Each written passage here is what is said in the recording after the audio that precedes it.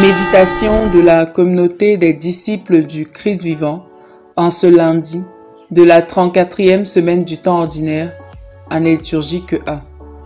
Première lecture. Lecture du livre du prophète Daniel au chapitre 1, les versets 1 à 6, puis 8 à 20. La troisième année du règne de Joachim, roi de Juda, Nabuchodonosor, roi de Babylone, arriva devant Jérusalem et l'assiégea. Le Seigneur livra entre ses mains Joachim, roi de Juda, ainsi qu'une partie des objets de la maison de Dieu. Il les emporta au pays de Babylone et les déposa dans le trésor de ses dieux. Le roi ordonna à Ashpenaz, chef de ses eunuques, de faire venir quelques jeunes Israélites de race royale ou de famille noble. Ils devaient être sans défaut corporel, de belles figures, exercés à la sagesse, instruits et intelligents, pleins de vigueur pour se tenir à la cour du roi et apprendre l'écriture et la langue des Chaldéens. Le roi leur assignait pour chaque jour une portion des mets royaux et du vin de sa table. Ils devaient être formés pendant 3 ans et ensuite ils entreraient au service du roi. Parmi eux se trouvaient Daniel, Ananias, Misaël et Azarias, qui étaient de la tribu de Juda.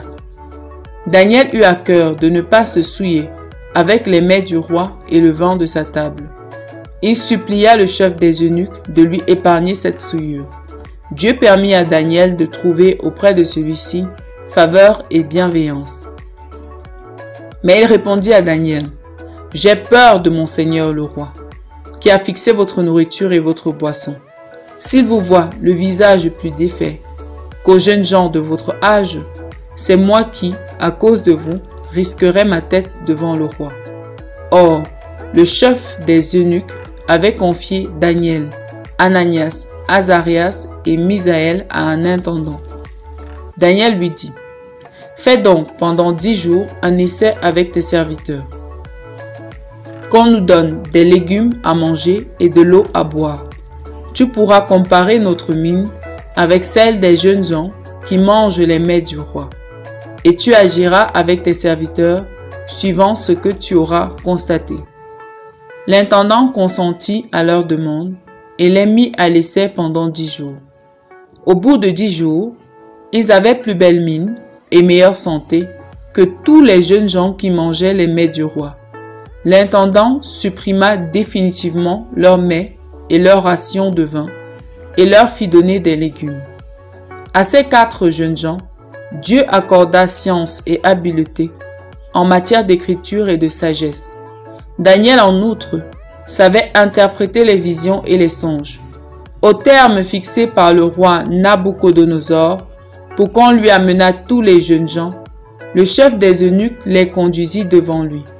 Le roi s'entretint avec eux, et pas un seul n'était comparable à Daniel, Ananias, Misaël et Azarias. Ils entrèrent donc au service du roi. Sur toutes les questions demandant sagesse et intelligence que le roi leur posait, ils les trouvaient 10 fois supérieurs à tous les magiciens et mages de tout son royaume. Parole du Seigneur. Méditation. Frères et sœurs bien-aimés, rendons grâce à notre Seigneur pour sa bonté et pour toutes ses merveilles dans nos vies.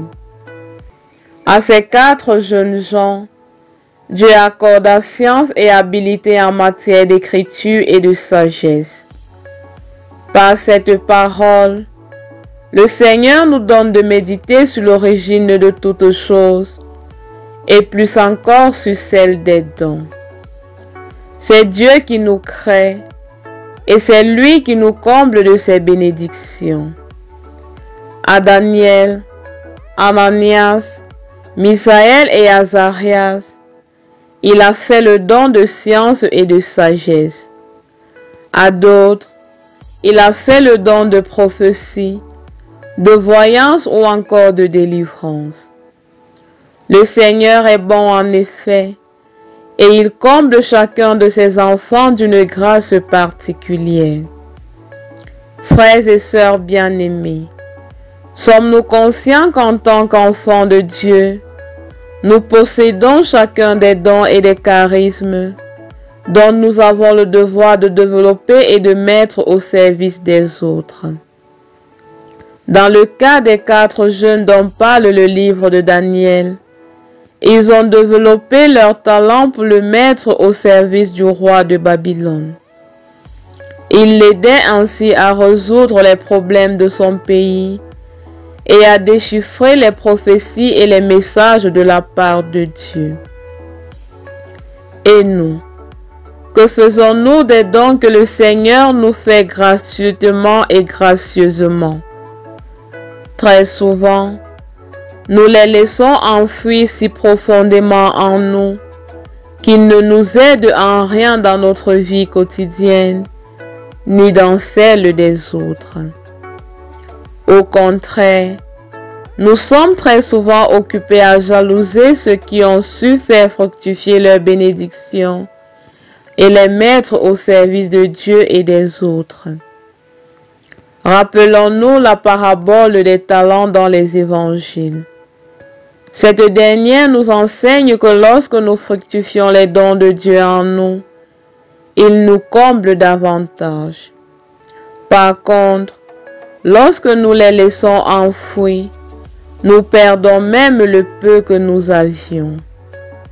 Bien-aimés, le texte de la première lecture nous donne ainsi de comprendre que Dieu notre Père est à l'origine de tout don et que nous avons le devoir de les accueillir et de les faire fructifier pour agrémenter nos vies et celles des autres.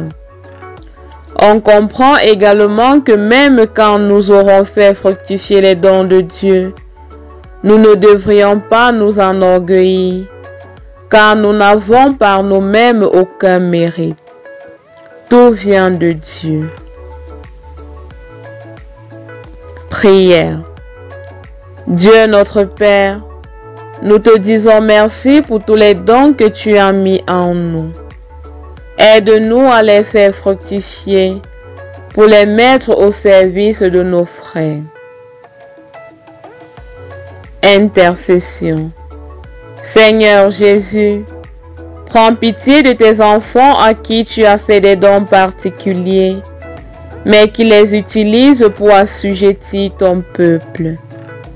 Accorde-leur la grâce de revenir à toi, en mettant les dons reçus au service de la société. Maman Marie, prie pour nous. Exercice spirituel. Dis merci au Seigneur pour ce que nous sommes et pour tous les dons dont il nous a comblés, et travailler à les mettre au service des autres. Loué soit Jésus-Christ.